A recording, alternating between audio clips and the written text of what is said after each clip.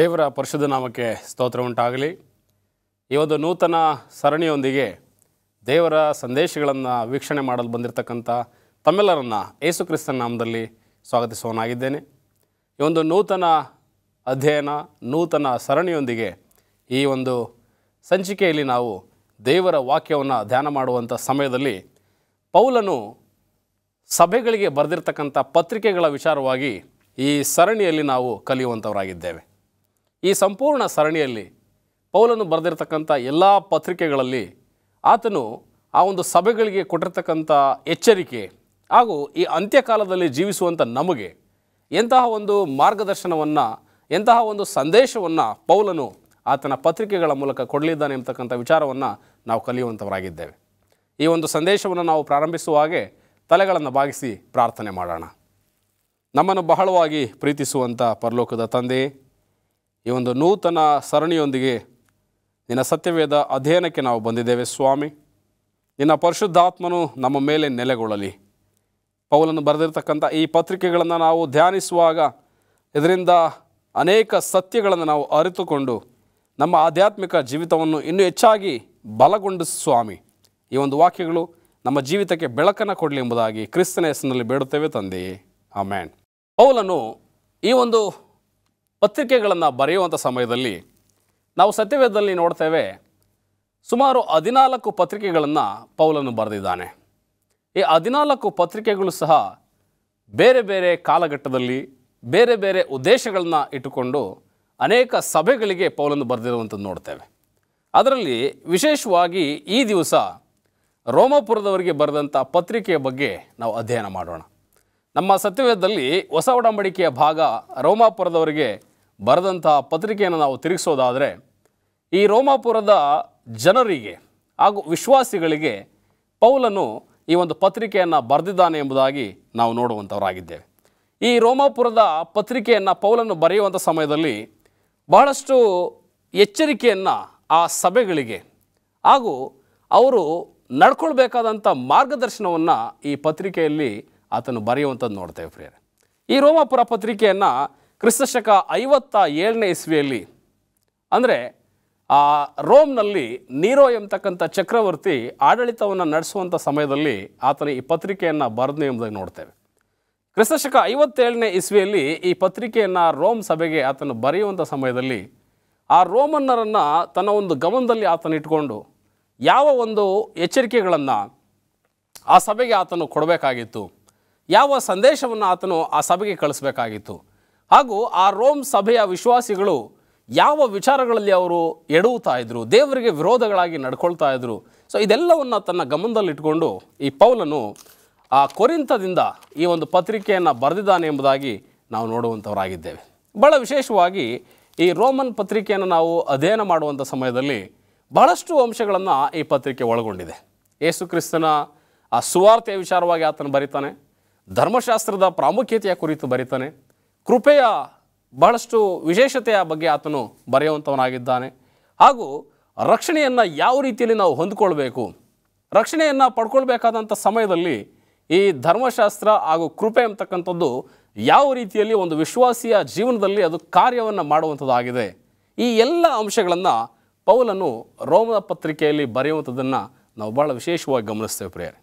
So ಅದರಲ್ಲಿ ನಾವು ಈ ಒಂದು ಸಂಚಿಕೆಯಲ್ಲಿ ಈ ರೋಮಾಪುರದವರಿಗೆ ಬರೆದಂಥ ಪತ್ರಿಕೆಯಲ್ಲಿ ಪೌಲನು ಬಹಳ ಮುಖ್ಯವಾಗಿ 4 ಅಂಶಗಳನ್ನು ಆತನು ಒತ್ತಿ ಹೇಳುವಂಥದ್ದು ನೋಡ್ತೇವೆ. ಅದರಲ್ಲಿ ಮೊದಲನೇದಾಗಿ ಪಾಪದ ಖಂಡನೆ, ಹಾಗೂ ಎರಡನೇದಾಗಿ ನೀತಿಯ ಅವಶ್ಯಕತೆ, ಹಾಗೂ ಮೂರನೇದಾಗಿ ಆ ನೀತಿಯಿಂದ ಪವಿತ್ರತೆ ಎಡೆಗೆ ಯಾವ ರೀತಿಯಲ್ಲಿ ನಾವು ಜೀವಿಸಬೇಕು, ಹಾಗೂ ನಾಲ್ಕನೇದಾಗಿ ಆ ನೀತಿಯನ್ನು ನಮ್ಮ ಜೀವಿತಕ್ಕೆ ಕಾರ್ಯಗತಗೊಳಿಸುವಂಥದ್ದು ಯಾವ ರೀತಿಯಲ್ಲಿ. ಈ 4 ಅಂಶಗಳನ್ನು ಪೌಲನು ಈ ರೋಮಾಪುರದವರಿಗೆ ಬರೆದಂಥ ಪತ್ರಿಕೆಯಲ್ಲಿ ಆತನು ಹಂಚಿಕೊಳ್ಳುವಂಥದ್ದು ನೋಡ್ತೇವೆ.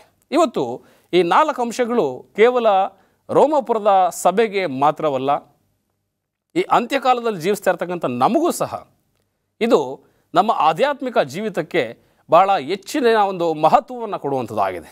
ಇವತ್ತು ನಮ್ಮ ಒಂದು ಜೀವಿತದಲ್ಲಿ ಪಾಪದ ಗುಣಲಕ್ಷಣಗಳಿದ್ದಂಥ ಸಮಯದಲ್ಲಿ ಆ ಪಾಪದ ಗುಣಗಳನ್ನು ಖಂಡಿಸುವ ಈ ಪತ್ರಿಕೆ ನಮಗೆ ಬಹಳ ಅವಶ್ಯಕತೆ, ಹಾಗೂ ಆ ಪಾಪವನ್ನು ತ್ಯಜಿಸಿ ನೀತಿಯೆಡೆಗೆ ನಡೆಯುವಂಥ ಆ ನೀತಿಯೂ ಸಹ ಕ್ರೈಸ್ತಿಯ ಜೀವಿತಕ್ಕೆ ಬಹಳಷ್ಟು ಅವಶ್ಯಕವಾಗಿದೆ ಎಂಬುದನ್ನು ನೋಡ್ತೇವೆ. ಅದೇ ರೀತಿಯಲ್ಲಿ ಕೊನೆಯದಾಗಿ ಆ ನೀತಿಯನ್ನು ನಮ್ಮ ಜೀವಿತದಲ್ಲಿ ಕಾರ್ಯಗತಗೊಳಿಸ್ತಕ್ಕಂಥದ್ದು, ಅಂದರೆ ಆ ನೀತಿಯನ್ನು ಅನುಸರಿಸಿ ನಡೆಯುವಂಥದ್ದು. ಯಾವ ರೀತಿಯಾಗಿ ಒಬ್ಬ ಭಕ್ತನು ನೀತಿಯಲ್ಲಿ ಜೀವಿಸಬಹುದು? ಇವತ್ತು ಸತ್ಯವೇದದಲ್ಲಿ ಅನೇಕ ರೀತಿಯ ಮಾದರಿಗಳನ್ನು, ಉದಾಹರಣೆಗಳನ್ನು ನಮಗೆ ಕೊಡಲ್ಪಟ್ಟಿದೆ. ಅನೇಕ ಭಕ್ತರುಗಳು ಹೇಗೆ ಅವರು ನೀತಿಯಲ್ಲಿ ಜೀವಿಸಿದರು. ಅದೇ ರೀತಿ ಈ ಪತ್ರಿಕೆ ಇವತ್ತು ನಾವು ಕಲಿಯುವಂಥ ಸಮಯದಲ್ಲಿ, ಅಧ್ಯಯನ ಮಾಡುವಂಥ ಸಮಯದಲ್ಲಿ ಈ 4 ವಿಚಾರಗಳನ್ನು ಬಹಳ ಆಳವಾಗಿ ಅದು ತಿಳಿಸ್ಕೊಡುವಂಥದ್ದಾಗಿದೆ. ಮತ್ತು ಮೊದಲನೇದಾಗಿ ಇವತ್ತು ನಾವು ಈ ಒಂದು ಪಾಪದ ಖಂಡನೆಯ ವಿಚಾರದಲ್ಲಿ ನಾವು ಕಲಿಯೋಣ. ಯಾವ ರೀತಿಯಾಗಿ ಪೌಲನು ರೋಮ್ ಸಭೆಗೆ ಪಾಪದ ಕುರಿತಾಗಿ ಎಚ್ಚರಿಕೆಯನ್ನು ನೀಡಿದ್ನು. ಪಾಪ ಎಂಬತಕ್ಕಂಥದ್ದು ಅದು ಎಷ್ಟು ಘೋರವಾಗಿದೆ, ಎಷ್ಟು ಕಠಿಣವಾಗಿದೆ. ಆ ಪಾಪ ಎಂಬತಕ್ಕಂಥದ್ದು ನಮ್ಮ ಜೀವನದಲ್ಲಿ ಇದ್ದಂಥ ಪಕ್ಷದಲ್ಲಿ ಈ ಸಂಪೂರ್ಣ ಜೀವಿತ ಅದು ನಶ್ವರವಾಗುವಂಥದ್ದಾಗಿದೆ, ವ್ಯರ್ಥ. ಆ ಜೀವಿತಕ್ಕೆ ಅರ್ಥ ಇಲ್ಲ ಎಂಬತಕ್ಕಂಥ ವಿಚಾರವನ್ನು ಇಲ್ಲಿ ಪೌಲನು ನಮಗೆ ತಿಳಿಸ್ತಾನೆ. ಸೊ ಮೊದಲನೇದಾಗಿ ಈ ಒಂದು ಪತ್ರಿಕೆಯನ್ನು ನಾವು ಧ್ಯಾನಿಸುವಾಗೆ ನಮ್ಮ ಸತ್ಯವೇದದಲ್ಲಿ ರೋಮಾಪುರದವರಿಗೆ ಬರೆದ ಪತ್ರಿಕೆ 1ನೇ ಅಧ್ಯಾಯ 23ನೇ ವಚನದಲ್ಲಿ ನಾವು ನೋಡುವಂಥವರಾಗೋಣ. ದೇವರ ಮಹಿಮೆಯನ್ನು ಬಿಟ್ಟು ಅದಕ್ಕೆ ಬದಲಾಗಿ ಲಯವಾಗುವ ಮನುಷ್ಯ, ಪಶು, ಪಕ್ಷಿ, ಸರ್ಪಾದಿಗಳ ಮೂರ್ತಿಯನ್ನು ಮಾಡಿಕೊಂಡರು. ಆದ ಕಾರಣ ಅವರು ಮನಸ್ಸಿನ ದುರಾಶೆಗಳಂತೆ ನಡೆದು ತಮ್ಮ ದೇಹಗಳನ್ನು ಮಾನಹೀನವಾಗಿ ಮಾಡಿಕೊಳ್ಳಲಿ ಎಂದು ದೇವರು ಅವರನ್ನು ಹೊಲಸಾದ ನಡತೆಗೆ ಒಪ್ಪಿಸಿದನು. ಅವರು ಸತ್ಯ ದೇವರನ್ನು ಬಿಟ್ಟು ಅಸತ್ಯವಾದದ್ದನ್ನು ಹಿಡಿದುಕೊಂಡರು. ಸೃಷ್ಟಿಕರ್ತನನ್ನು ಪೂಜಿಸದೆ ಸೃಷ್ಟಿ ವಸ್ತುಗಳನ್ನೇ ಪೂಜಿಸಿ ಸೇವಿಸುವವರಾದರು. ಸೃಷ್ಟಿಕರ್ತನೊಬ್ಬನೇ ನಿರಂತರ ಸ್ತುತಿ ಹೊಂದುವುದಕ್ಕೆ ಯೋಗ್ಯನು. ಆಮೆನ್. ಸೊ ಇಲ್ಲಿ ನೋಡ್ತೇವೆ, ಈ ಒಂದು ವಾಕ್ಯ ಭಾಗದಲ್ಲಿ ಪೌಲನು ರೋಮಾಪುರ ಸಭೆಯಲ್ಲಿದ್ದಂಥ ಆ ವಿಗ್ರಹಾರಾಧನೆ ಎಂಬತಕ್ಕಂಥ ಪಾಪದ ಕಠೋರತೆಯ ಬಗ್ಗೆ ಆತನು ಮಾತಾಡ್ತಾ ಇದ್ದಾನೆ. ಇವತ್ತು ಆ ಜನರು ಯಾವ ರೀತಿಯಾಗಿ ದೇವರ ಮಹಿಮೆಯನ್ನು ಬಿಟ್ಟು ಲಯವಾಗುವಂಥ ಮನುಷ್ಯ, ಪಕ್ಷಿ, ಪಶು, ಮೂರ್ತಿ, ಸರ್ಪಗಳ ವಿಗ್ರಹಗಳನ್ನ ಮಾಡಿಕೊಂಡು ಆ ವಿಗ್ರಹಾರಾಧನೆಗೆ ತಮ್ಮನ್ನು ತಾವು ಒಳಪಡಿಸ್ಕೊಂಡ್ರು. ಇವತ್ತು ಈ ಒಂದು ರೋಮ್ನ ವಿಶ್ವಾಸಿಗಳು ಅಥವಾ ರೋಮ್ನ ಜನರು ತಮ್ಮ ದುರಾಶೆಗಳ ಮೂಲಕವಾಗಿ ನಡೆದರು. ಅವರು ದೇಹದ ಆ ಹಿತಕ್ಕೋಸ್ಕರ ವಿಗ್ರಹಗಳನ್ನು ಆರಾಧಿಸುವಂಥ ಕೆಲಸಕ್ಕೆ ಅವರು ಮುಂದಾದರು ಎಂಬುದಾಗಿ ನಾವು ಸತ್ಯವೇದದಲ್ಲಿ ನೋಡ್ತೇವೆ.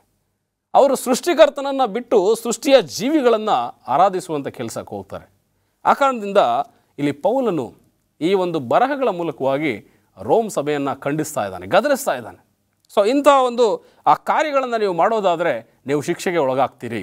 ಇಂಥ ಒಂದು ಕಾರ್ಯಗಳಿಂದ ನೀವು ನಿತ್ಯ ಜೀವ ಅಂತಕ್ಕಂಥ ಹಕ್ಕನ್ನು ನೀವು ಕಳ್ಕೊಳ್ತೀರಿ, ನಿತ್ಯ ಜೀವ ಅಂತಕ್ಕಂಥ ದೇವರ ಆಶೀರ್ವಾದವನ್ನು ನೀವು ಕಳ್ಕೊಳ್ತೀರಿ ಎಂಬುದಾಗಿ ಪೌಲನು ಎಚ್ಚರಿಕೆಯನ್ನು ಕೊಡ್ತಾ ಇದ್ದಾನೆ. ಇವತ್ತು ಕ್ರೈಸ್ತರಾಗಿ ನಾವು ಸಹ ಅನೇಕ ಬಾರಿ ಒಂದು ವಿಗ್ರಹಾರಾಧನೆ ಬಗ್ಗೆ ನಾವು ಚಿಂತಿಸುವಾಗ ನಾವು ಹೇಳ್ಬೋದು, ನಾವು ಯಾವುದೇ ವಿಗ್ರಹಾರಾಧನೆಗೆ ನಾವು ಒಳಗಾಗ್ತಾ ಇಲ್ಲ, ಯಾವುದೇ ಮೂರ್ತಿಗಳನ್ನ ನಾವು ಇಟ್ಕೊಂಡಿಲ್ಲ, ವಿಗ್ರಹಗಳನ್ನ ನಾವು ಮಾಡ್ಕೊಂಡಿಲ್ಲ, ಅವುಗಳಿಗೆ ಆರಾಧಿಸೋದಿಲ್ಲ, ಅಡ್ಡ ಬೀಳೋದಿಲ್ಲ ಎಂಬುದಾಗಿ ನಾವು ಹೇಳ್ಬೋದು. ಆದರೆ ಬಹಳ ಸ್ಪಷ್ಟವಾಗಿ ಸತ್ಯವೇದ ನಮಗೆ ತಿಳಿಸುವಂಥದ್ದಾಗಿದೆ. ಇವತ್ತು ವಿಗ್ರಹಾರಾಧನೆ ಎಂಬುದಾಗಿ ಹೇಳುವಂಥ ಸಮಯದಲ್ಲಿ ಕೇವಲ ಮೂರ್ತಿಗಳನ್ನು ಅಥವಾ ವಿಗ್ರಹಗಳನ್ನು ಯಾವುದೇ ಒಂದು ರೂಪವನ್ನು ನಾವು ಮಾಡಿಕೊಂಡು ಆರಾಧಿಸುವುದು ಮಾತ್ರ ವಿಗ್ರಹಾರಾಧನೆ ಅಲ್ಲ ಪ್ರಿಯರೇ. ನಮ್ಮ ಸತ್ಯವೇದದಲ್ಲಿ 1 ಸಮುವೇಲ 15ನೇ ಅಧ್ಯಾಯ 23ನೇ ವಚನ ನೋಡುವ ಹಾಗೆ, ಹಠವು ಮಿಥ್ಯಾಭಕ್ತಿಗೂ ವಿಗ್ರಹಾರಾಧನೆಗೂ ಸಮಾನವಾಗಿರುವುದು. ಈ ಹಠ ಎಂಬತಕ್ಕಂಥದ್ದು, ಈ ಮಿಥ್ಯಾಭಕ್ತಿ ಎಂಬತಕ್ಕಂಥದ್ದು ವಿಗ್ರಹಾರಾಧನೆಗೆ ಸಮವಾಗಿದೆ. ಅಲ್ಲಿ ರೋಮ್ ಸಭೆಯವರು, ಆ ರೋಮ್ನ ವಿಶ್ವಾಸಿಗಳು ಆ ಪಶು ಪಕ್ಷಿಗಳ, ಸರ್ಪಗಳ ಮೂರ್ತಿಯನ್ನು ಮಾಡಿಕೊಂಡ್ರು, ಸೃಷ್ಟಿ ಜೀವಿಗಳನ್ನು ಆರಾಧಿಸಿದರು, ಕಲ್ಲು ಮಣ್ಣು ಗಿಡ ಮರಗಳನ್ನು ಅವರು ಆರಾಧಿಸುವಂಥ ಜನರಾದರು, ವಿಗ್ರಹಗಳಿಗೆ ಅವರು ಒಳಗಾದರು. ಆದರೆ ಇವತ್ತು ವಾಕ್ಯ ನಮಗೆ ತಿಳಿಸ್ತಾ ಇದೆ, ಹಠ ಎಂಬುವಂಥದ್ದು, ಅವಿಧೇಯತೆ ಎಂಬುವಂಥದ್ದು, ಮಿಥ್ಯಾಭಕ್ತಿ ಎಂಬತಕ್ಕಂಥದ್ದು ಅದು ವಿಗ್ರಹಾರಾಧನೆಗೆ ಸಮವಾಗಿದೆ. ಇವತ್ತು ಕ್ರೈಸ್ತರಾಗಿ ನಾವು ಎಷ್ಟು ಜನರು ಹಠದ ಒಂದು ಸ್ವಭಾವಗಳನ್ನು ನಾವು ಹೊಂದಿದ್ದೇವೆ. ಹಠ ಮಾಡುವಂಥ, ದೇವರಿಗೆ ವಿರೋಧವಾಗಿ ನಡ್ಕೊಳ್ತಕ್ಕಂಥ, ನಮ್ಮ ಹಿರಿಯರಿಗೆ, ತಂದೆ ತಾಯಿಗಳಿಗೆ, ಸಭಿಕರಿಗೆ, ಸಭಾಪಾಲಕರಿಗೆ, ಅಧಿಕಾರಿಗಳಿಗೆ ತಿರುಗಿ ಬೀಳುವಂಥ ಈ ಗುಣ ಇವತ್ತು ವಿಗ್ರಹಾರಾಧನೆಗೆ ಸಮವಾಗಿದೆ. ಇವತ್ತು ಕ್ರೈಸ್ತರಾಗಿ ಈ ಗುಣದ ವಿಚಾರದಲ್ಲಿ ನಾವು ಬಹಳಷ್ಟು ಎಚ್ಚರಿಕೆಯಿಂದ ಇರಬೇಕು. ಯಾವಾಗ ನಾವು ವಿಗ್ರಹಾರಾಧನೆಗೆ ಒಳಗಾಗ್ತೀವಿ, ವಿಗ್ರಹಾರಾಧನೆ ಅಂತ ಹಠದ ಸ್ವಭಾವಕ್ಕೆ ನಾವು ಒಳಗಾಗ್ತೀವಿ, ಅದು ದೇವರ ಕೋಪಕ್ಕೆ ನಮ್ಮನ್ನು ಗುರಿ ಮಾಡುವಂಥದ್ದಾಗಿದೆ.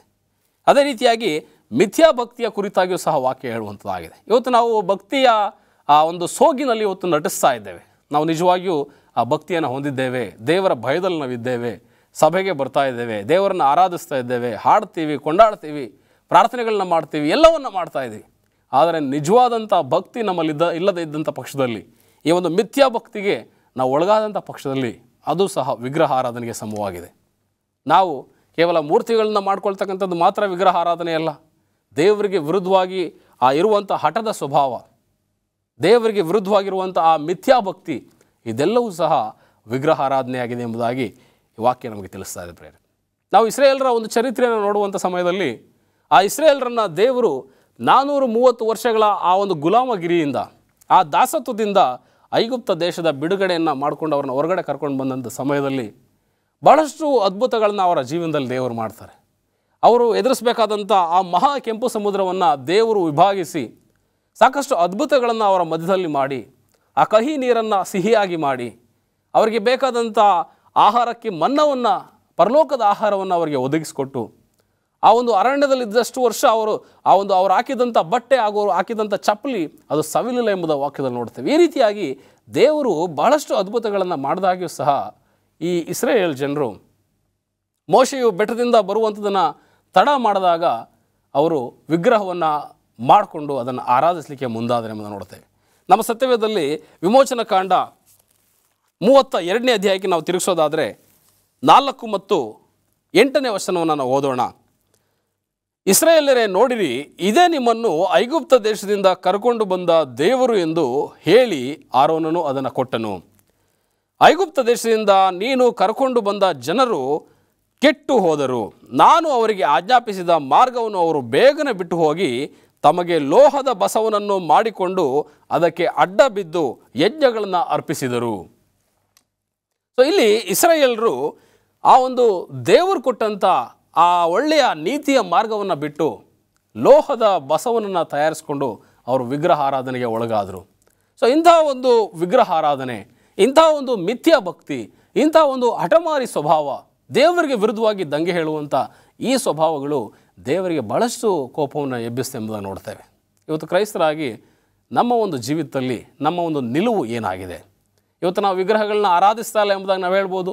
ಆದರೆ ಆ ವಿಗ್ರಹ ಆರಾಧನೆಗೆ ಸಮವಾಗಿರ್ತಕ್ಕಂಥ ಹಠ, ಅವಿಧೇಯತ್ವ, ಮಿಥ್ಯಾಭಕ್ತಿ, ಭಕ್ತಿ ಇಲ್ಲದ ಡಾಂಬಿಕ ಜೀವನವನ್ನು ನಾವು ಜೀವಿಸ್ತಾ ಇದ್ದೇವೆ. ಸೊ ಇದರ ಕುರಿತಾಗಿಯೇ ಪೌಲನು ತನ್ನ ಒಂದು ಪತ್ರಿಕೆಯಲ್ಲಿ ಈ ರೋಮ್ ಸಭೆಗೆ ಎಚ್ಚರಿಕೆಯನ್ನು ಕೊಡ್ತಾ ಇದ್ದಾನೆ. ಸೊ ಎಂಥ ಒಂದು ಸ್ವಭಾವಕ್ಕೆ ನೀವು ಒಳಗಾಗಿದ್ದೀರಿ? ಈ ಒಂದು ವಿಗ್ರಹಾರಾಧನೆ ಎಂಬುದಾಗಿ ಹೇಳುವಂಥ ಸಮಯದಲ್ಲಿ, ಈ ಒಂದು ವಿಗ್ರಹ ಆರಾಧನೆಯ ಪಾಪದ ಗಂಭೀರತೆಯನ್ನು ಆತನು ತಿಳಿಸುವಂಥ ಸಮಯದಲ್ಲಿ ಇದು ನಿಜವಾಗಿಯೂ ದೇವರಿಗೆ ಕೋಪವನ್ನು ತರುವಂಥದ್ದಾಗಿದೆ. ಸೊ ಇಸ್ರೇಲರು ಮಾಡಿದಂಥ ಆ ಪಾಪಕ್ಕೆ ಅವರಿಗೆ ಶಿಕ್ಷೆ ಆಯಿತು. ಸಾಕಷ್ಟು ಜನರು ಅರಣ್ಯದಲ್ಲೇ ಸತ್ತು ಹೋಗಬೇಕಂತ ಪರಿಸ್ಥಿತಿ ಬರ್ತದೆ. ಆ ಕಾನಾನ್ ದೇಶವನ್ನು, ಹಾಲು ಜೇನು ಹರಿಯುವಂಥ ದೇಶವನ್ನು ಸೇರಬೇಕಾಗಿದ್ದಂಥ ಆ ಜನರು ಮರಣಕ್ಕೆ ಅವರು ತುತ್ತಾಗ್ತಾರೆ. ಇವತ್ತು ಕ್ರೈಸ್ತರಾಗಿ ನಾವುಗಳು ಸಹ ಈ ಒಂದು ಲೋಕದ ಜೀವಿತದ ಒಂದು ಪ್ರಯಾಣದಲ್ಲಿ, ಆ ನಿತ್ಯವಾದ ಕಾನಾನಿಗೆ ಸೇರುವಂಥ ಈ ಪ್ರಯಾಣದಲ್ಲಿ ದೇವರಿಗೆ ವಿರುದ್ಧವಾಗಿ ನಾವು ನಡ್ಕೊಳ್ಳುವಂಥ ಸಮಯದಲ್ಲಿ ಪ್ರಿಯ ವೀಕ್ಷಕರೇ, ನಾವು ದಯವಿಟ್ಟು ನಮ್ಮ ಜೀವಿತವನ್ನು ನಾವು ಮತ್ತೊಂದು ಸಾರಿ ತಿರುಗಿ ನೋಡಬೇಕಾಗಿದೆ, ಪರಿಶೋಧಿಸಿಕೊಳ್ಬೇಕಾಗಿದೆ. ಯಾವ ಮಾರ್ಗದಲ್ಲಿ ನಾವು ಸಾಗ್ತಾ ಇದ್ದೇವೆ? ಪೌಲನು ಹೇಳುವ ರೀತಿಯಲ್ಲಿ ಆ ದೇವರಿಗೆ ವಿರೋಧವಾದಂಥ, ದೇವರಿಗೆ ಕೋಪವನ್ನು ಎಬ್ಬಿಸುವಂಥ ಯಾವುದೇ ಒಂದು ಆ ಕಾರ್ಯಗಳಿಗೆ ನಾವು ಒಳಗಾಗಿದ್ದೇವಾ? ವಾಕ್ಯದಲ್ಲಿ ನೋಡ್ತೇವೆ, ದುಷ್ಟತನವನ್ನು ನಡೆಸಿ ಸತ್ಯವನ್ನು ಅಣಗಿಸುವವರಾದ ಮನುಷ್ಯರ ಎಲ್ಲ ವಿಧವಾದ ಭಕ್ತಿಹೀನತೆಯ ಮೇಲೆ, ದುಷ್ಟತನದ ಮೇಲೆ ದೇವರ ಕೋಪವು ಪರಲೋಕದಿಂದ ತೋರಿ ಬರುತ್ತದೆ. ರೋಮಪುರ 1ನೇ ಅಧ್ಯಾಯ 18ನೇ ವಚನದಲ್ಲಿ ಈ ರೀತಿಯಾಗಿ ಹೇಳ್ತಾನೆ. ಈ ದುಷ್ಟತ್ವವನ್ನು ನಡೆಸ್ತಕ್ಕಂಥ ಎಲ್ಲ ಜನರ ಮೇಲೆ ದೇವರ ಕೋಪ ಪರಲೋಕದಿಂದ ಬರುವಂಥದ್ದಾಗಿದೆ. ಭಕ್ತಿಹೀನತೆಯನ್ನು ನಡೆಸ್ತಕ್ಕಂಥ ಎಲ್ಲ ಜನರ ಮೇಲೆ ದೇವರ ಕೋಪ ಬರುವಂಥದ್ದಾಗಿದೆ. ಇವತ್ತು ನಾವು ನೋಡ್ತೇವೆ, ನೋಹನ ಕಾಲದ ಆ ಘಟನೆ ಇವತ್ತು ನಮ್ಮ ಕಣ್ಣೆದುರಿಗೆ ಸಾಕ್ಷಿಯಾಗಿ ಸತ್ಯವೇದದಲ್ಲಿ ಕೊಡಲ್ಪಟ್ಟಿದೆ. ದೇವರಿಗೆ ವಿರುದ್ಧವಾಗಿ ಅವರು ನಡ್ಕೊಂಡ್ರು, ಸತ್ಯವನ್ನು ಅಣಗಿಸಿದ್ರು. ಅತಿ ಶೀಘ್ರದಲ್ಲಿ ಈ ಭೂಮಿಗೆ ಮಳೆ ಬೀಳುವಂಥದ್ದಾಗಿದೆ. ದೇವರು ಪ್ರವಾಹವನ್ನು ತರುವಂಥವನಾಗಿದ್ದಾನೆ. ಯಾರೆಲ್ಲ ಆತನ ಮಾತಿಗೆ ಕಿವಿಗೊಡೋದಿಲ್ಲ ಅವರೆಲ್ಲರೂ ನಾಶಕ್ಕೆ ಒಳಗಾಗ್ತೀರಿ. ದಯವಿಟ್ಟು ನೀವು ಮನ ತಿರುಗ್ರಿ ಎಂಬುದಾಗಿ ಸುಮಾರು 120 ವರ್ಷ ಆ ನೋಹನು ಆ ಜನರಿಗೆ ಬೋಧನೆಯನ್ನು ಮಾಡಿದ್ದು. ಆದರೆ ಆ ಜನರು ಸತ್ಯವನ್ನು ಅಣಗಿಸಿದರು, ಕುಚೋದ್ಯ ಮಾಡಿದರು. ಇಂತಹ ಒಂದು ಕಾರ್ಯ ನಡೀಲಿಕ್ಕೆ ಸಾಧ್ಯನೇ ಎಂಬುದಾಗಿ ಗೇಲಿ ಮಾಡುವಂಥದ್ದು ನೋಡ್ತೇವೆ.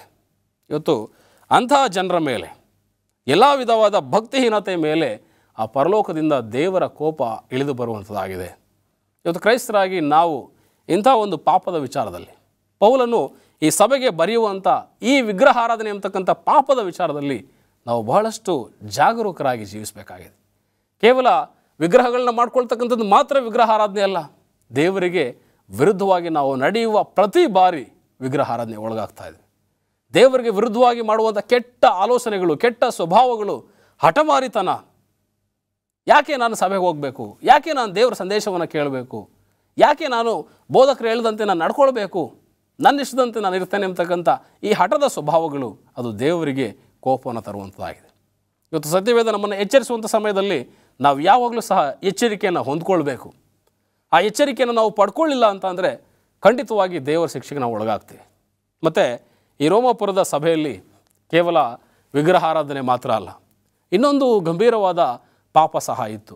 ಆ ಪಾಪದ ಬಗ್ಗೆ ಇಲ್ಲಿ ಪೌಲನು ನಮಗೆ ಭಾಳ ಸ್ಪಷ್ಟವಾಗಿ ತಿಳಿಸುವಂಥವನಾಗಿದ್ದಾನೆ. ಇದೇ ರೋಮಾಪುರ 1ನೇ ಅಧ್ಯಾಯ 26ನೇ ವಚನದಲ್ಲಿ ನಾವು ನೋಡ್ತೇವೆ, ದೇವರು ಅವರನ್ನು ಕೇವಲ ತುಚ್ಛವಾದ ಕಾಮಾಭಿಲಾಷೆಗೆ ಒಪ್ಪಿಸಿದನು. ಹೇಗೆಂದರೆ ಅವರ ಹೆಂಗಸರು ಸ್ವಾಭಾವಿಕವಾದ ಭೋಗವನ್ನು ಬಿಟ್ಟು ಸ್ವಭಾವಕ್ಕೆ ವಿರುದ್ಧವಾದ ಭೋಗವನ್ನು ಅನುಸರಿಸಿದರು. ಅದೇ ರೀತಿ ಗಂಡಸರು ಸಹ ಸ್ವಾಭಾವಿಕವಾದ ಸ್ತ್ರೀ ಭೋಗವನ್ನು ಬಿಟ್ಟು ಒಬ್ಬರ ಮೇಲೊಬ್ಬರು ತಮ್ಮ ಕಾಮಾತುರದಿಂದ ತಾಪ ಪಡುತ್ತಾ ಗಂಡಸರ ಸಂಗಡ ಗಂಡಸರು ಕೇವಲ ಅವಲಕ್ಷಣವಾದದ್ದನ್ನು ನಡೆಸಿ ತಮ್ಮ ಭ್ರಾಂತಿಗೆ ತಕ್ಕ ಫಲವನ್ನು ತಮ್ಮಲ್ಲಿ ಹೊಂದುವರಾದರು. ಈ ಒಂದು ಲೈಂಗಿಕ ಅನೈತಿಕತೆ ಎಂಬತಕ್ಕಂಥ ಪಾಪಕ್ಕೆ ಅವರು ಒಳಗಾಗ್ತಾರೆ. ಜಾರತ್ವ ಎಂಬತಕ್ಕಂಥ ಪಾಪಕ್ಕೆ ಈ ಸಭೆಯವರು ಒಳಗಾಗುವಂಥದ್ದು ನೋಡ್ತೇವೆ. ಸೊ ಇದೆಲ್ಲವನ್ನು ಗಮನಿಸಿದಂಥ ಪೌಲನು ಈ ಸಭೆಗೆ ವಿಗ್ರಹಾರಾಧನೆಯ ಹಾಗೂ ಈ ಒಂದು ಕೆಟ್ಟ ಲೈಂಗಿಕ ಅನೈತಿಕತೆಯ ಪಾಪದ ಬಗ್ಗೆ ಆತನ ಎಚ್ಚರಿಕೆಯನ್ನು ಕೊಡ್ತಾ ಇದ್ದಾನೆ, ಅವ್ರನ್ನ ಖಂಡಿಸ್ತಾ ಇದ್ದಾನೆ. ಸೊ ಇಂಥ ಒಂದು ಪಾಪಗಳಿಗೆ ನೀವು ಒಳಗಾಗುವಂಥ ಸಮಯದಲ್ಲಿ ಅದಕ್ಕೆ ತಕ್ಕ ಫಲವನ್ನು ನೀವು ಹೊಂದ್ತೀರಿ. ಇವತ್ತು ಇಂಥ ಒಂದು ಆ ಪಾಪದ ಕೃತ್ಯಗಳು ಇವತ್ತು ಕ್ರೈಸ್ತರಾದಂಥ ನಮ್ಮ ಜೀವನದಲ್ಲಿ ಭಾಳಷ್ಟು ಕೆಟ್ಟ ಮಾರ್ಗಕ್ಕೆ ನಮ್ಮನ್ನು ನಡೆಸುವಂಥದ್ದಾಗಿದೆ. ಇವತ್ತು ಅನೇಕ ಜನರು ದೇವರನ್ನು ಅರಿತು ಸಹ ಇಂಥ ಒಂದು ಕಾರ್ಯಗಳು ಒಳಗಾಗಿದ್ದಾರೆ. ದೇವರನ್ನು ತಿಳಿದು ಸಹ ದೇವರ ವಿಚಾರಗಳನ್ನು ಅವರು ತಮ್ಮ ಮನಸ್ಸಲ್ಲಿ ಇಟ್ಕೊಂಡು ಸಹ ಇಂಥ ಒಂದು ಕಾರ್ಯಗಳಿಗೆ ಅವರು ಒಳಗಾಗುವಂಥದ್ದು ನೋಡ್ತೇವೆ.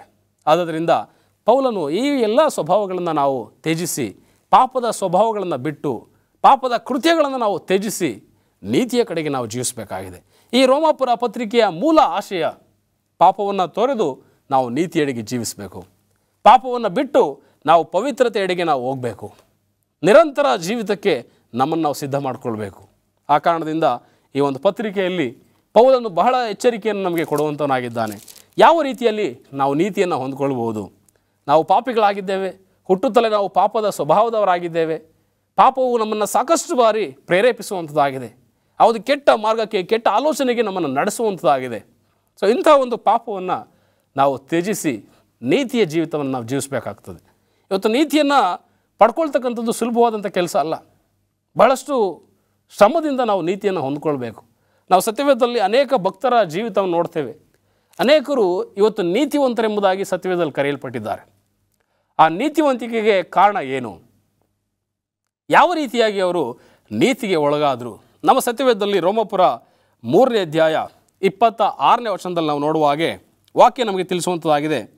ದೇವರು ಹಿಂದಿನ ಕಾಲದ ಪಾಪಗಳನ್ನು ದಂಡಿಸದೆ ಸಹಿಸಿಕೊಂಡಿರಲಾಗಿ ತನ್ನ ನೀತಿಯನ್ನು ಈಗಿನ ಕಾಲದಲ್ಲಿ ಹೀಗೆ ತೋರಿಸಿ ತಾನು ನೀತಿ ಸ್ವರೂಪನಾಗಿಯೂ ಯೇಸುವಿನಲ್ಲಿ ನಂಬಿಕೆ ಇಡುವವರನ್ನು ನೀತಿವಂತರೆಂದು ನಿರ್ಣಯಿಸುವವನಾಗಿಯೂ ಕಾಣಿಸಿಕೊಂಡಿದ್ದಾನೆ.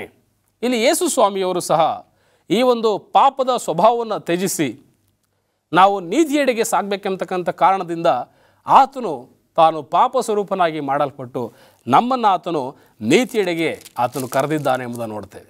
ಇವತ್ತು ನಾವು ಆ ನೀತಿಯನ್ನು ಹೊಂದ್ಕೊಳ್ಬೇಕಾದಂಥ ಪಕ್ಷದಲ್ಲಿ ನಮ್ಮನ್ನು ನಾವು ಸಂಪೂರ್ಣವಾಗಿ ಕ್ರಿಸ್ತನಿಗೆ ಸಮರ್ಪಿಸಬೇಕು. ಕ್ರಿಸ್ತನ ನೀತಿಯನ್ನು ನಾವು ಅಂಗೀಕರಿಸಬೇಕು. ಕ್ರಿಸ್ತನ್ ನಮಗಾಗಿ ಮಾಡಿದಂಥ ಆ ತ್ಯಾಗ ಬಲಿದಾನವನ್ನು ನಾವು ಅರ್ಥ ಮಾಡ್ಕೊಳ್ಬೇಕು. ಆಗ ತಾನೇ ಈ ಒಂದು ಕ್ರೈಸ್ತಿಯ ಜೀವನದಲ್ಲಿ ನೀತಿಯನ್ನು ನಾವು ಹೊಂದಲಿಕ್ಕೆ ಸಾಧ್ಯ. ಅಬ್ರಹಾಮನ ಉದಾಹರಣೆಯನ್ನು ನಾವು ನೋಡ್ತೇವೆ. ಇದೇ ರೋಮಾಪುರದವರಿಗೆ ಬರೆದ ಪತ್ರಿಕೆ 4ನೇ ಅಧ್ಯಾಯ 3ನೇ ವಚನದಲ್ಲಿ ಅಬ್ರಹಾಮನು ದೇವರನ್ನು ನಂಬಿದನು, ಆ ನಂಬಿಕೆ ಅವನ ಲೆಕ್ಕಕ್ಕೆ ನೀತಿ ಎಂದು ಎಣಿಸಲ್ಪಟ್ಟಿತು ಎಂದು ಹೇಳುತ್ತದೆ. ನೋಡ್ರಿ, ಅಬ್ರಹಾಮನ ಜೀವಿತವನ್ನು ನೋಡ್ರಿ. ಆತನು ದೇವರನ್ನು ನಂಬಿದ್ನು. ದೇವರು ಹೇಳಿದ ದೇಶಕ್ಕೆ ಆತನು ಯಾವುದೇ ಎದುರುತ್ತರ ಮಾತಾಡದೆ ಆತನು ಹೊರಟು ಹೋದನು. ನಿನ್ನ ಒಬ್ಬನೇ ಮಗನನ್ನು ಆ ಮೊರೆಯ ಬೆಟ್ಟದಲ್ಲಿ ನನಗೆ ಯಜ್ಞವಾಗಿ ಅರ್ಪಿಸಿ ಎಂಬುದಾಗಿ ಹೇಳುವಾಗ ಆತನು ಯಾವುದೇ ಕಾರಣಕ್ಕೂ ಹಿಂದೆಗೆಯದೆ ದೇವರಿಗೋಸ್ಕರ ತನ್ನ ಮಗನನ್ನೇ ಆತನು ಬಲಿಯಾಗಿ ಅರ್ಪಿಸಲಿಕ್ಕೆ ಆತನು ಮುಂದೆ ಬಂದನು. ಸೊ ಈ ಒಂದು ನಂಬಿಕೆ ದೇವರ ದೃಷ್ಟಿಗೆ ಅದು ನೀತಿ ಎಂಬುದಾಗಿ ಅದು ಎಣಿಸಲ್ಪಡ್ತು. ಈ ಅಬ್ರಹಾಮನು ಇಂತಹದೇ ನಂಬಿಕೆಯಿಂದ ಆತನು ದೇವರ ದೃಷ್ಟಿಯಲ್ಲಿ ನೀತಿವಂತನಾದನು. ಪ್ರಿಯರೇ, ಇವತ್ತು ಇಂಥ ಒಂದು ಮಾದರಿಯ ಉದಾಹರಣೆಯ ಜೀವಿತ ನಮಗೆ ಸತ್ಯವೇದದಲ್ಲಿ ಕೊಡಲ್ಪಡ್ತದೆ. ಈ ವಾಕ್ಯಗಳನ್ನು ನಾವು ಓದುವಂಥ ಸಮಯದಲ್ಲಿ ಇವತ್ತು ನಮ್ಮಲ್ಲೂ ಸಹ ಆ ನಂಬಿಕೆ ಇದ್ದಂಥ ಪಕ್ಷದಲ್ಲಿ, ಅದಕ್ಕೆ ಯೇಸು ಸ್ವಾಮಿ ಅವರು ಹೇಳ್ತಾರೆ, ಸಾಸಿವೆ ಕಾಳಷ್ಟು ನಂಬಿಕೆ ನಿಮ್ಮಲ್ಲಿದ್ದರೆ ಸಾಕು, ಈ ಒಂದು ಬೆಟ್ಟವನ್ನು ಕಿತ್ತು ಸಮುದ್ರದಲ್ಲಿ ಬೀಳಿ ಎಂಬುದಾಗಿ ಹೇಳಿದರೆ ಅದು ನಿಮ್ಮ ಮಾತನ್ನು ಕೇಳುತ್ತೆ. ಇವತ್ತು ಅಂಥ ಒಂದು ಶ್ರೇಷ್ಠ ನಂಬಿಕೆ, ಅಂಥ ಒಂದು ಸಾಸಿವೆ ಕಾಳಿನಷ್ಟು ದೃಢವಾದ ನಂಬಿಕೆ ನಮ್ಮ ಜೀವಿತದಲ್ಲಿರುವಾಗ ನಾವು ನೀತಿಯನ್ನು ಹೊಂದಲಿಕ್ಕೆ ಸಾಧ್ಯ. ನಮ್ಮ ಪುಣ್ಯ ಕ್ರಿಯೆಗಳಿಂದಾಗಲಿ ಅಥವಾ ನಾವು ಮಾಡುವಂಥ ಒಳ್ಳೆಯ ಕಾರ್ಯಗಳಿಂದಾಗಿ ನಾವು ನೀತಿಯನ್ನು ಹೊಂದಲಿಕ್ಕೆ ಸಾಧ್ಯ ಇಲ್ಲ. ಅನೇಕರು ಹೇಳ್ತಾರೆ, ನಾವು ನೀತಿಯನ್ನು ಪಡ್ಕೊಳ್ಬೇಕಂದ್ರೆ ಅಥವಾ ಮುಕ್ತಿಯನ್ನು ನಾವು ಹೊಂದಬೇಕಂದ್ರೆ ಪುಣ್ಯ ಕಾರ್ಯಗಳನ್ನ ಮಾಡಬೇಕು, ದಾನ ಧರ್ಮಗಳನ್ನ ಮಾಡಬೇಕು, ಶ್ರೇಷ್ಠ ಕಾರ್ಯಗಳಿಂದ ಮಾತ್ರ ನಾವು ನೀತಿಯನ್ನು ಪಡೀಲಿಕ್ಕೆ ಸಾಧ್ಯ. ಆದರೆ ನಿಜವಾಗಿಯೂ ನೀತಿ ಅಂತಕ್ಕಂಥದ್ದು ಯೇಸು ಕ್ರಿಸ್ತನಿಂದ ಮಾತ್ರ ಸಿಗುವಂಥದ್ದಾಗಿದೆ.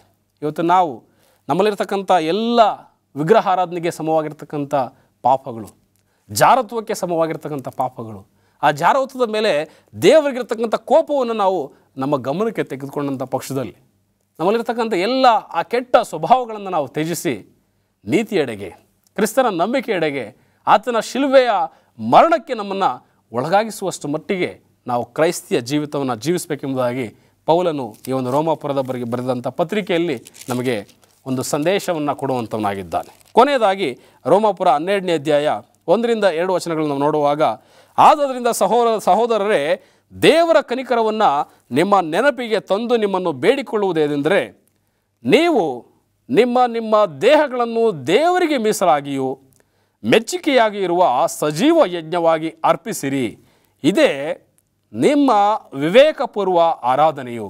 ಇಹಲೋಕದ ನಡವಳಿಕೆಯನ್ನು ಅನುಸರಿಸದೆ ನೂತನ ಮನಸ್ಸನ್ನು ಹೊಂದಿಕೊಂಡು ಪರಲೋಕ ಭಾವದವರಾಗಿರ್ರಿ. ಇವತ್ತು ನಾವು ನೂತನ ಮನಸ್ಸನ್ನು ಹೊಂದಿಕೊಂಡು ಪರಲೋಕದ ಭಾವದವರಾಗಿ ಈ ಲೋಕದಲ್ಲಿ ಜೀವಿಸಬೇಕಾಗ್ತದೆ. ಇವತ್ತು ನಾವು ಜೀವಿಸ್ತಕ್ಕಂಥದ್ದು ಪಾಪದ ಲೋಕ ಇರ್ಬೋದು, ಇವತ್ತು ನಾವು ಜೀವಿಸ್ತಕ್ಕಂಥದ್ದು ಎಲ್ಲ ರೀತಿಯ ಕೆಟ್ಟತನಕ್ಕೆ ನಮ್ಮನ್ನು ಪ್ರೇರಿಸುವಂಥ ಲೋಕ ಇರ್ಬೋದು. ಆದರೆ ಇಂತಹ ಲೋಕದಲ್ಲಿಯೇ ಯೇಸು ಸ್ವಾಮಿಯು ಸಹ ಪರಲೋಕದ ಭಾವದಲ್ಲಿ ಜೀವಿಸಿ ಒಂದು ಮಾದರಿಯನ್ನು ನಮಗೆ ಬಿಟ್ಟು ಹೋಗಿದ್ದಾರೆ. ಇವತ್ತು ನಾವು ಅಂಥ ಒಂದು ಪರಲೋಕದ ಭಾವವನ್ನು ನಾವು ಅನುಸರಿಸುವರಾಗಿ ಯೇಸು ಕ್ರಿಸ್ತನ ಹೆಜ್ಜೆ ಜಾಡಿನಲ್ಲಿ ನಾವು ನಡೆಯುವಂಥ ಸಮಯದಲ್ಲಿ, ಪೌಲನ ಈ ಒಂದು ಎಚ್ಚರಿಕೆಯ ಮಾತುಗಳನ್ನು ನಮ್ಮ ಜೀವಿತಕ್ಕೆ ನಾವು ಅಳವಡಿಸ್ಕೊಳ್ಳುವಂಥ ಸಮಯದಲ್ಲಿ ಈ ರೋಮಾಪುರದವರ ಮೇಲೆ ಬಂದಂಥ ದೇವರ ಕೋಪದಿಂದ ಇವತ್ತು ನಾವು ತಪ್ಪಿಸ್ಕೊಳ್ಳಿಕ್ಕೆ ಸಾಧ್ಯ. ಪ್ರೇರೆ, ಈ ಅಂತ್ಯಕಾಲದಲ್ಲಿ ಜೀವಿಸ್ತಾ ಇದ್ದೇವೆ. ಆ ನೂತನ ಎದೇನಿಗೆ, ನೂತನ ಕಾನಾನಿಗೆ ನಾವು ಪ್ರಯಾಣವನ್ನು ಮಾಡುವಂಥ ಈ ಇಹಲೋಕದ ಪ್ರಯಾಣದಲ್ಲಿ ದೇವರಿಗೆ ಮೆಚ್ಚುಗೆಯಾಗಿ ನಾವು ಜೀವಿಸಲಿಕ್ಕೆ ಪ್ರಯಾಸ ಪಡೋಣ ಎಂಬುದಾಗಿ ಹೇಳ್ತಾ, ಈ ಒಂದು ಪೌಲನ ಬರಹಗಳಿಂದ ಇನ್ನೂ ಹೆಚ್ಚಾದಂಥ ನೀತಿಯ ಪಾಠಗಳನ್ನು ಈ ಸಂಪೂರ್ಣ ಸರಣಿಯಲ್ಲಿ ನಾವು ಅಧ್ಯಯನ ಮಾಡೋಣ ಎಂಬುದಾಗಿ ಹೇಳ್ತಾ, ಯೇಸು ಕ್ರಿಸ್ತನ ನಾಮದಲ್ಲಿ ಮತ್ತೊಂದಾವರ್ತಿ ಈ ಒಂದು ಕಾರ್ಯಕ್ರಮವನ್ನು ವೀಕ್ಷಣೆ ಮಾಡ್ತಕ್ಕಂಥ ತಮ್ಮೆಲ್ಲರನ್ನು ನಾನು ವಂದಿಸುವನಾಗಿದ್ದೇನೆ. ಪ್ರಾರ್ಥನೆ ಮಾಡೋಣ. ನಮ್ಮನ್ನು ಬಹಳವಾಗಿ ಪ್ರೀತಿಸುವ ಪರಲೋಕದ ತಂದೆ, ಈ ಒಂದು ಪೌಲನು ರೋಮಾಪುರದವರಿಗೆ ಬರೆದಂಥ ಪತ್ರಿಕೆಯಲ್ಲಿ ಹೇಳಿರ್ತಕ್ಕಂಥ ಈ ವಿಗ್ರಹಾರಾಧನೆ, ಜಾರತೆ ಎಂಬತಕ್ಕಂಥ ಪಾಪದ ಸ್ವಭಾವಗಳು, ಅದಕ್ಕೆ ಹೋಲಿಕೆಯಾಗಿರ್ತಕ್ಕಂಥ ಹಠ, ಮಿಥ್ಯಾಭಕ್ತಿ, ಅವಿಧೇಯತೆ, ಡಾಂಬಿಕತೆ, ಇಂಥ ಸ್ವಭಾವಗಳು ನಮ್ಮ ಜೀವಿತದಲ್ಲಿದ್ದಂಥ ಪಕ್ಷದಲ್ಲಿ ಸ್ವಾಮಿ, ಅವುಗಳನ್ನು ನಾವು ತ್ಯಜಿಸಿ ಅಬ್ರಹಾಮನು ಹೊಂದಿದಂಥ ನೀತಿಯನ್ನು ನಾವು ಹೊಂದಿ ನಿನಗೆ ಮೆಚ್ಚುಗೆಯಾಗಿ ಜೀವಿಸುವಂತೆ ನಿನ್ನ ಶ್ರೇಷ್ಠ ಆಶೀರ್ವಾದವನ್ನು, ಕೃಪೆಯನ್ನು ನಮಗೆ ಅನುಗ್ರಹಿಸಬೇಕೆಂಬುದಾಗಿ ಕ್ರಿಸ್ತನ ಹೆಸರಿನಲ್ಲಿ ಬೇಡುತ್ತೇನೆ ತಂದೆಯೇ. ಆಮೇನ್.